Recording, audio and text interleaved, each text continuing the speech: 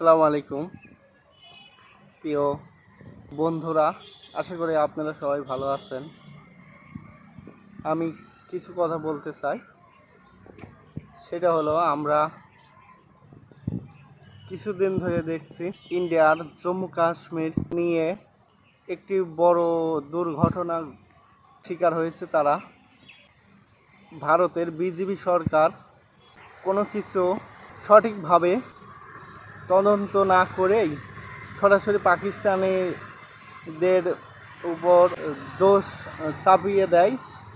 তারা মিথ্যা কথা প্রচার করছে বারংবার। একটি ভিডিওর মাধ্যমে আমরা দেখতে পাই ইন্ডিয়ার এক সৈনিক, নামটা আমার মনে হচ্ছে না, তিনি সেনাবাহিনীর চাকরি করে।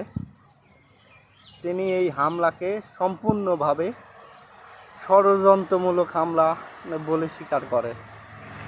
তিনি বলেন পাকিস্তান কর্তৃক কোনো হামলা করা হয় নাই, বরং তাদেরকে মিথ্যা দোষ দেওয়া হচ্ছে।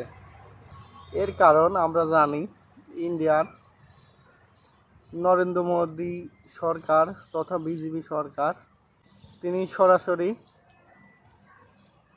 ইসলামের দুশমন। তিনি চাই ইন্ডিয়া সম্পূর্ণ হিন্দুত্ববাদী রাষ্ট্র হিসাবে গড়ে তুলতে। তারই কারণে এই মিথ্যা নাটকগুলো সাজানো হয়েছে এবং মিথ্যা দোষ দেওয়া হচ্ছে পাকিস্তানে তথা জম্মু কাশ্মীরের যে সকল মুসলিম ভাইরা এখন আছে, এরা অনেক চাপের মধ্যে আছে এবং ভয়ভীতির মধ্যে আছে। কারণ কখন হিন্দু সম্প্রদায়ের লোকজন তাদের উপর হামলা করে। ইন্ডিয়াতে অনেক জায়গায় মুসলিম ভাইদের উপর নির্যাতন চালানো হচ্ছে এবং অনাকাঙ্ক্ষিতভাবে তাদের অত্যাচার করা হচ্ছে।